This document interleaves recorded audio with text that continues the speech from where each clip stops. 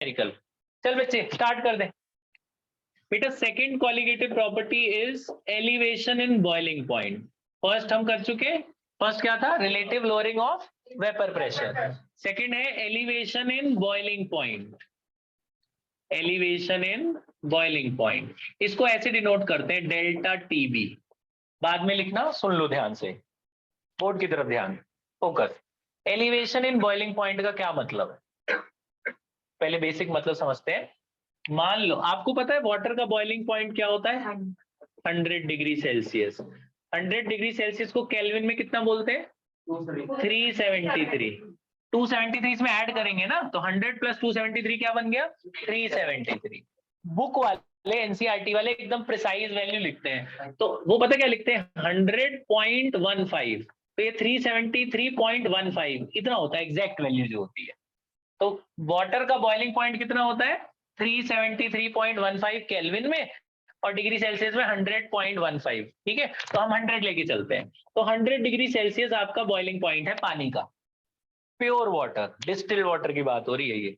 ठीक है, मैं पानी को 100 डिग्री तक ले जाऊंगा, उसके बाद वो उबलना शुरू कर देगा, बॉयल करना शुरू कर। मैंने इसमें चीनी मिलाया, देर में उबलेगा कि जल्दी, देर में उबलेगा ना। मैं उसमें चीनी डाल के फिर उबालो, तो चाय बनाते टाइम चाय की पत्ती चीनी वगैरह डालते हैं तो और देर में उबलता है ना पानी। नॉर्मल पानी उबालोगे जल्दी उबल जाएगा, चीनी चाय पत्ती डालने के बाद देर में उबलेगा। तो जैसे जैसे आप इसमें सोल्यूट मिलाते हो तो वेपर प्रेशर उसका पहले के मुकाबले कम हो जाता है, क्योंकि सरफेस एरिया कम हो गया ना, तो वेपर प्रेशर कम हो गया तो उसको बॉयल होने में टाइम लगता है। बॉयल का मतलब पता है ना क्या होता है, कि जब लिक्विड का vapour pressure atmospheric vapour pressure के बराबर हो जाता है तो लिक्विड बॉयल करने लग जाता है। जब आप इसमें सोल्यूट मिला देते हो तो सरफेस एरिया कम हो जाता है, बताया था ना, सरफेस एरिया कम हो जाता है, वेपर प्रेशर कम हो जाता है। अब आपको हीट करने में टाइम, हीट ज्यादा लेगा पहले के मुकाबले, क्योंकि अब तो सोल्यूट भी आ गया, सॉल्वेंट भी आ गया। तो अब मान लो बॉयल हो रहा है 102 पे, पहले कितने पे हो रहा था, 100 पे, अब कितने पे हो रहा है, 102 पे। कितना चेंज हुआ, 2 degree. This is called delta TB.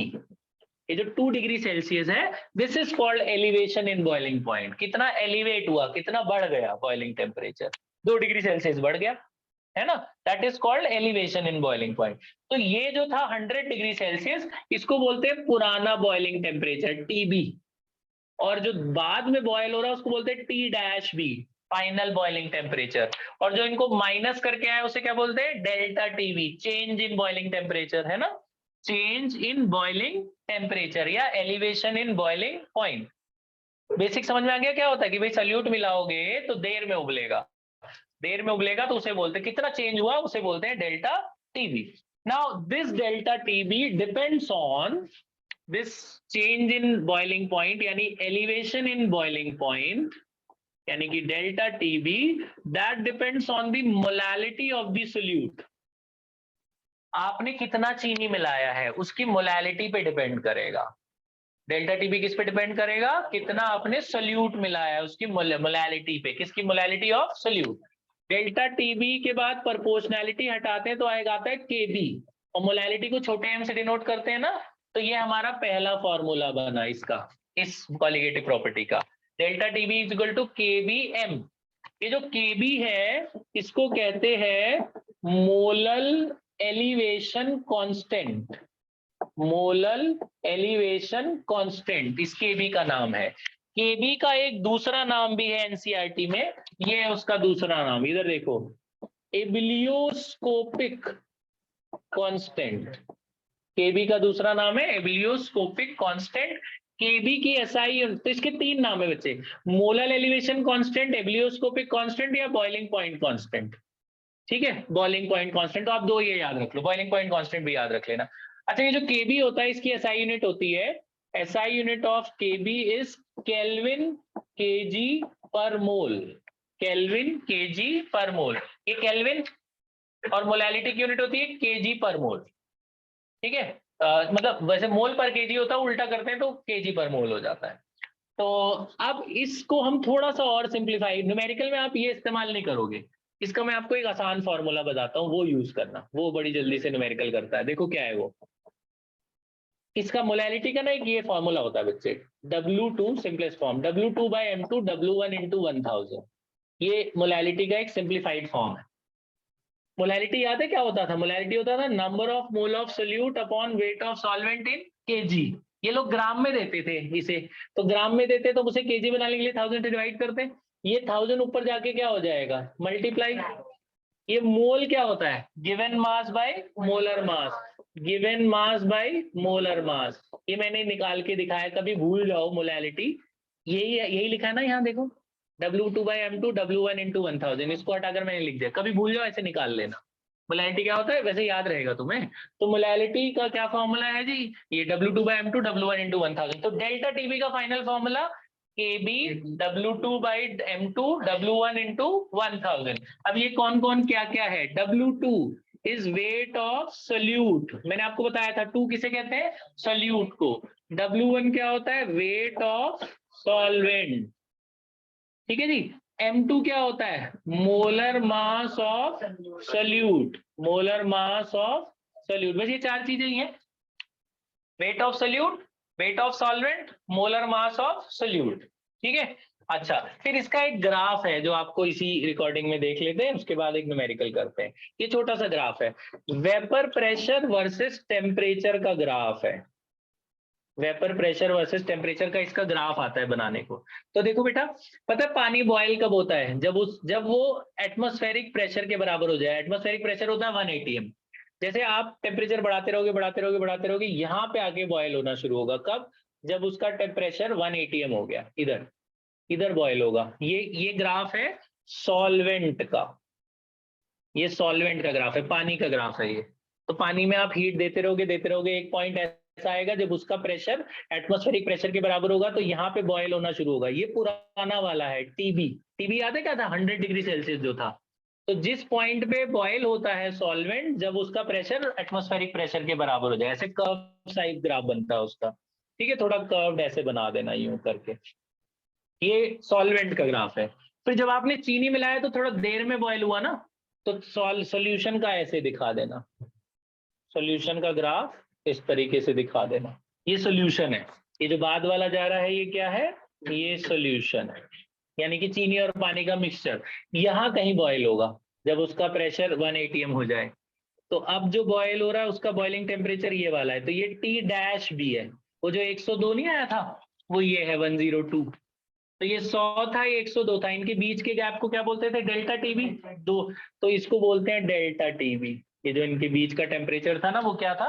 Delta TB. तो ये ग्राफ है वेपर प्रेशर वर्सेस, आप वैसे वीपी मत लिखना, आप पूरा लिखना वेपर प्रेशर, ठीक है। यूनिट एटीएम में है इसकी, और टेम्परेचर की यूनिट किस में है? केल्विन, ठीक है। ये ग्राफ समझ में आ गया, ठीक है। एक छोटा सा क्वेश्चन बताया था, वो क्वेश्चन कॉपी नहीं करना, क्वेश्चन आपको मिलेगा, आपको बस इतना कॉपी करना है। फॉर्मूला समझ में आ गया ना, सिंपल। तो चेंज इन बॉइलिंग टेम्परेचर किस पे डिपेंड करेगा? Kb into N. अच्छा, चेंज इन बॉइलिंग टेम्परेचर कैसे निकलता है?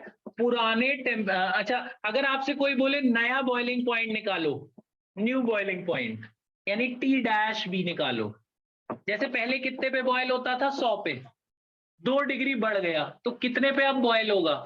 क्या किया आपने? ऐड कर दिया ना। तो नया टीबी कैसे निकलेगा?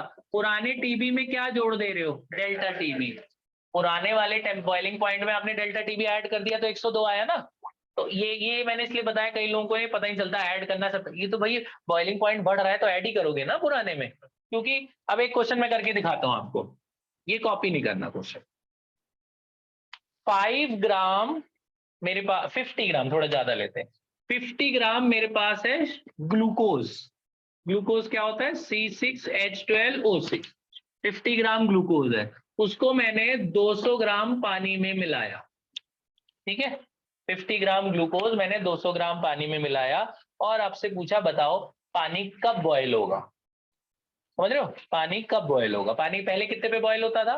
100 डिग्री सेल्सियस, ये तो हमें पता ही है। तो आपको ये 2 चीजें दे देंगे और एक और चीज दे देंगे, ये केबी दे देते हैं, ये वाला कांस्टेंट ना वो दे देंगे।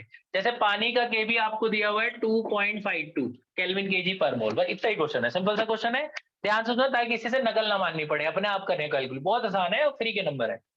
50 ग्राम ग्लूकोज 200 ग्राम पानी में मिलाया, 50 gram glucose is mixed with 200 gram of water, calculate new boiling point of water, ठीक है। क्या करें? ये 50 ग्राम सोल्यूट है, और ये क्या है सॉल्वेंट। तो सोल्यूट के वेट को क्या बोलते हैं W2, ये क्या दिया हुआ है W2, और सॉल्वेंट के वेट को क्या बोलेंगे W1। W2 पता चल गया, W1 पता चल गया। अच्छा कई बार ये किलोग्राम में दे देते हैं तो ग्राम में बदल लेना उसे, ये CGS यूनिट के लिए है फॉर्मूला, क्योंकि मैंने 1000 पहले ही मल्टीप्लाई कर लिया है। हर चीज ग्राम में होनी चाहिए, केजी में कुछ ना हो, ठीक है। तो ये W2 हो गया सोल्यूट, और सॉल्वेंट का वेट क्या हो गया W1। और एक और चीज निकाल लेना, इसका मास निकाल लेना M2। ये M2 भी चाहिए होगा ना, 3 चीज चाहिए बस, W2 W1 और M2। Molar mass of solute, इसका मोलर मास निकाल लो। कार्बन का मोलर, ये 18 कार्बन होता है 12 × 6, और हाइड्रोजन 1 × 12, ऑक्सीजन 16 × 6, ये 180 आता है, आप कैलकुलेट कर लेना। ग्लूकोज का मोलर मास 180 आता है, ठीक है जी, निकाल लिया। इसकी मोलर मास की जरूरत नहीं होती, M1 की कहीं जरूरत नहीं है, ठीक है। अब आप ये फॉर्मूले में वैल्यू डाल दो, बस फॉर्मूला लगाओ।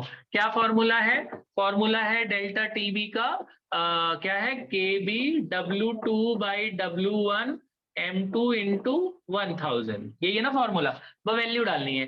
KB कितना है 2.52, W2 50, W1 200, M2 180, और ये 1000 तो है ही, सब कुछ पता है ना। बस सीधा सीधा कैलकुलेट करके डेल्टा टीबी ढूंढ लेना, डेल्टा टीबी आ जाएगा।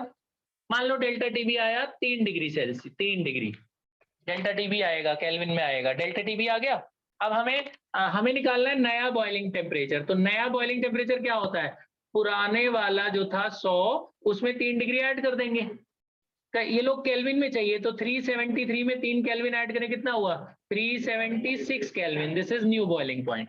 आया समझ, ठीक है। तो डेल्टा टीबी निकालना है, पुराने बॉइलिंग में ऐड कर देना है। पुराना बॉइलिंग दे भी सकते हैं आपको, समझ में आया, ठीक है। एक ऐसा ही क्वेश्चन आपको अभी करने को मिलेगा। पॉज कर दो, क्वेश्चन मत नोट करना, फॉर्मूला सब कुछ लिख लो, ग्राफ लिख लो।